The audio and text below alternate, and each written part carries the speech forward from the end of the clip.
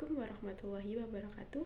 Perkenalkan, nama saya Aulia Rizky Oktaviani dengan NIM 2042211. Saya dari kelas B.A. Di sini saya akan menjawab soal-soal UTS pada mata kuliah Moderasi Beragama. Untuk soal yang pertama, mengapa pentingnya mempelajari moderasi beragama? Karena keragaman dalam beragama itu niscaya tidak mungkin dihilangkan. Ide dasar moderasi adalah untuk mencari persamaan, bukan mempertajam perbedaan jika dielaborasi lebih lanjut. Ada setidaknya 3 alasan utama mengapa kita perlu mempelajari moderasi beragama. Pertama, salah satu esensi kehadiran agama adalah untuk menjaga martabat manusia sebagai makhluk mulia. Ciptaan Tuhan termasuk menjaga untuk tidak menghilangkan nyawanya. Itu mengapa setiap agama selalu membawa misi damai dan keselamatan. Untuk mencapai itu, agama perlu menghadirkan ajaran tentang keseimbangan dan dalam berbagai aspek kehidupan. Agama juga mengajarkan bahwa menjaga nyawa manusia harus menjadi prioritas. Menghilangkan satu nyawa sama artinya dengan menghilangkan nyawa keseluruhan umat manusia. Moderasi beragama menjunjung tinggi nilai kemanusiaan. Orang yang ekstrim tidak jarang terjebak dalam praktik beragama atas agama Tuhan hanya untuk membela keagungannya secara menyampingkan aspek kemanusiaan. Orang beragama dengan cara ini rela merendahkan sesama manusia atas nama Tuhan, padahal menjaga kemanusiaan itu sendiri adalah bagian dari inti ajaran agama. Sebagian manusia sering mengeksploitasi ajaran agama untuk memenuhi kepentingan hawa nafsunya, kepentingan hewaninya, dan tidak jarang juga untuk melegitimasi hasrat politiknya. Aksi-aksi eksploitatif atas nama agama ini yang menyebabkan kehidupan beragama menjadi tidak seimbang, cenderung ekstrim dan berlebih-lebihan. Jadi dalam hal ini pentingnya moderasi beragama adalah karena ia menjadi cara mengembalikan praktik beragama agar sesuai dengan esensinya dan agar agama benar-benar berfungsi menjadi harkat dan martabat manusia, tidak sebaliknya. Kedua ribuan tahun setelah agama-agama lahir, manusia semakin bertambah dan beragam, bersuku-suku, berbangsa-bangsa, dan beraneka warna kulit, tersebar di berbagai negara dan wilayah. Seiring dengan perkembangan dan persebaran umat manusia, agama juga turut berkembang dan tersebar karya-karya ulama terdahulu yang ditulis dalam bahasa Arab tidak lagi memadai untuk mewadahi seluruh kompleksitas persoalan kemanusiaan. Teks-teks agama pun mengalami multitafsir. Kebenaran menjadi beranak pinak. Sebagian pemeluk agama tidak lagi berpegang teguh pada esensi dan hakikat ajaran agamanya, melainkan bersikap fanatik pada tafsir kebenaran versi yang disukainya, dan terkadang tafsir yang sesuai dengan kepentingan politiknya. Maka konflik pun tak terelakkan. Kompleksitas kehidupan manusia dan agama seperti itu terjadi di berbagai belahan dunia, tidak saja di Indonesia dan Asia, melainkan juga di berbagai belahan dunia lainnya. Konteks ini yang menyebabkan pentingnya moderasi beragama agar peradaban manusia tidak musnah akibat konflik berlatar agama.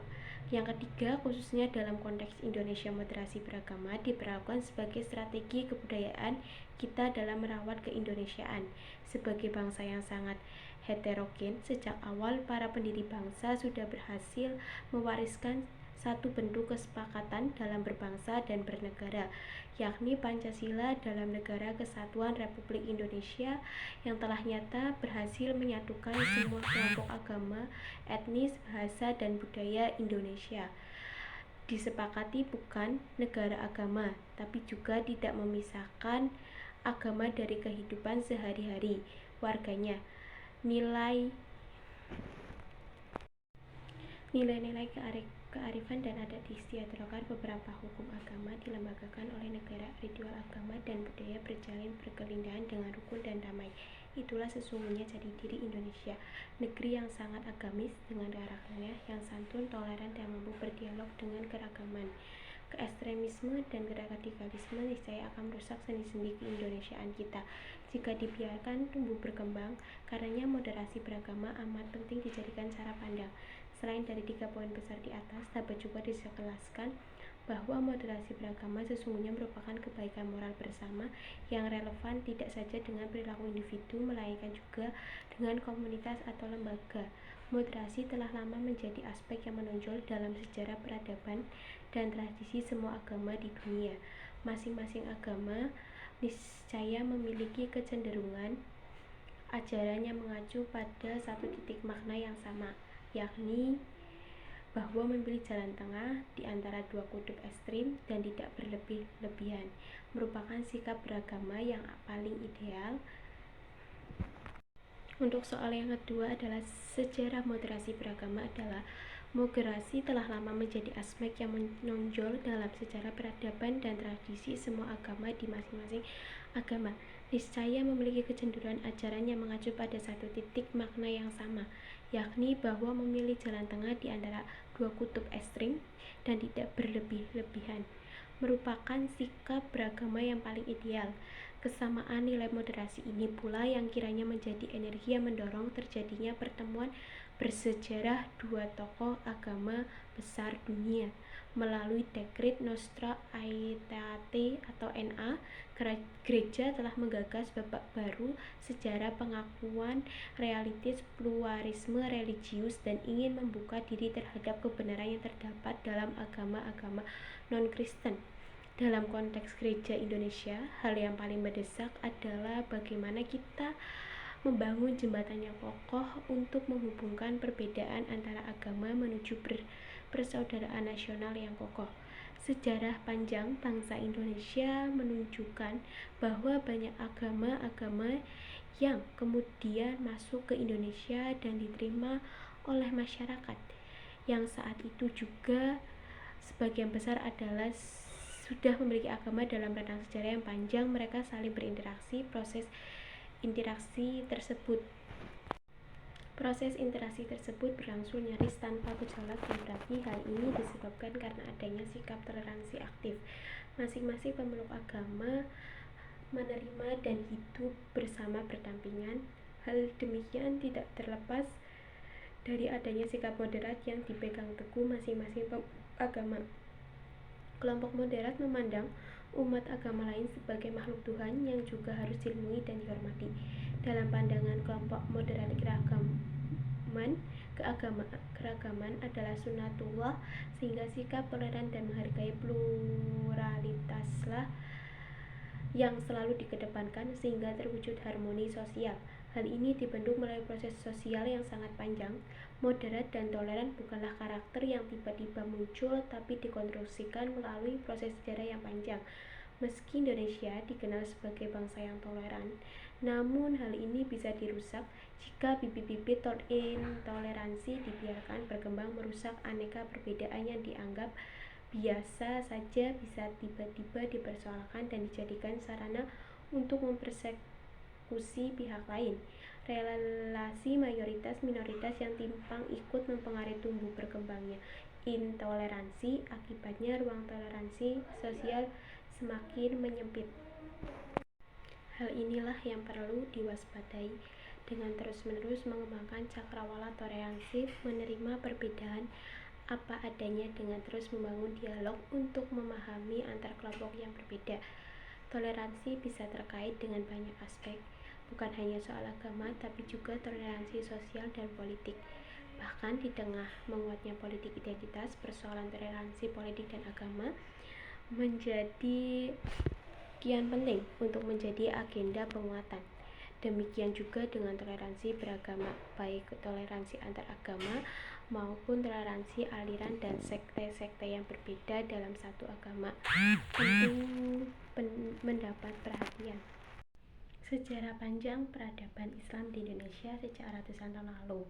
Sumber-sumber primer ini tidak dimiliki negara lain, sehingga dapat menjadi satu kekhususan untuk membangun daya saing. Lembaga pendidikan harus menjadi kekuatan terdepan dalam implementasi dan penguatan moderasi beragama, antara lain dengan memperkuat kurikulum dan materi belajar mengajar yang berperspektif moderasi beragama.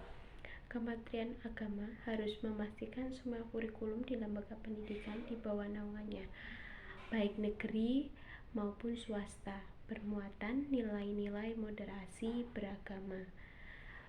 Solusi materi pembelajaran sedapat mungkin, terutama mata pelajaran yang berdimensi sosial, politik, dan keagamaan.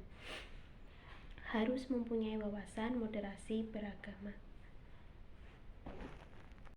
Untuk soal yang ketiga, ada 5 tokoh masing-masing agama akan membawakan materi tentang moderasi beragama. Setelah Isoma Siang, Abdul Wahab Abdul Ghafur mewakili pemuka agama Islam, Insinyur Suryono MT mewakili pemuka agama Hindu, Pastor Gregorius Hertanto Dwi mewakili pemuka agama Katolik, Hervanda Lagondo mewakili pemuka agama Buddha, PDT Hani Patnou mewakili pemuka agama Kristen, hadir secara panel memberikan materi kepada peserta. Jadi itu ada 5 tokoh agama moderasi beragama. Untuk soal yang keempat adalah materi yang saya kuasai adalah tentang prinsip dasar moderasi adil dan berimbang. Salah satu prinsip dasar dalam moderasi beragama adalah selalu menjaga keseimbangan di antara dua hal. Misalnya keseimbangan antara akal dan wahyu, antara jasmani dan rohani, antara hak dan kewajiban, antara kepentingan individual dan kemaslahatan komunal, antara keharusan dan kesukarelaan, antara teks agama dan ijtihad tokoh agama, antara gagasan ideal dan kenyataan, serta keseimbangan antara masa lalu dan masa depan. Begitulah intinya dari moderasi beragama adalah adil dan berimbang dalam memandang, menyikapi dan mempraktikkan semua konsep yang berpasangan di atas dalam KBBI atau Kamus Besar Bahasa Indonesia. Kata adil diartikan yang pertama tidak berat sebelah atau tidak memihak, yang kedua berpihak kepada kebenaran, dan yang ketiga sepatutnya atau tidak sewenang-wenang. Kata wasit yang merujuk pada seseorang memimpin sebuah perbandingan dapat dimaknai dalam pengertian ini, yakni seseorang yang tidak berat sebelah melainkan lebih berpihak pada kebenaran. Prinsip yang kedua, keseimbangan, adalah istilah untuk menggambarkan cara pandang, sikap dan komitmen untuk selalu berpihak pada keadilan, kemanusiaan, dan persamaan. Kecenderungan untuk bersikap seimbang bukan berarti tidak punya pendapat. Mereka yang punya sikap seimbang berarti tegas tetapi tidak keras karena selalu berpihak kepada keadilan. Hanya saja keberpihakannya itu tidak sampai merampas hak orang lain sehingga merugikan. Keseimbangan dapat dianggap sebagai satu bentuk cara pandang untuk mengerjakan sesuatu secukupnya, tidak berlebihan, dan juga tidak kurang, tidak konservatif, dan juga tidak liberal. Muhammad Hasyim Kamali pada tahun 2015 menjelaskan bahwa prinsip keseimbangan atau balance dan adil justice dalam konsep moderasi wastahiyah berarti dalam beragama seseorang tidak boleh ekstrim pada pandangannya, melainkan harus selalu mencari titik temu. Bagi Kamali, wasatiyah merupakan aspek penting dalam Islam yang cap kali dilupakan oleh umatnya, padahal wasatiyah merupakan esensi ajaran Islam. Moderasi bukan hanya diajarkan oleh Islam tapi juga agama lain. Lebih jauh, moderasi merupakan kebajikan yang mendorong terciptanya harmoni sosial dan keseimbangan dalam kehidupan secara personal, keluarga dan masyarakat, hingga hubungan antar manusia lebih luas. Kedua nilai ini, adil dan berimbang, akan lebih mudah terbentuk jika seseorang memiliki 3 karakter utama dalam dirinya: kebijaksanaan wisdom, ketulusan pruti, dan keberanian caurga. Dengan kata lain, sikap moderat dalam beragama selalu memilih jalan tengah.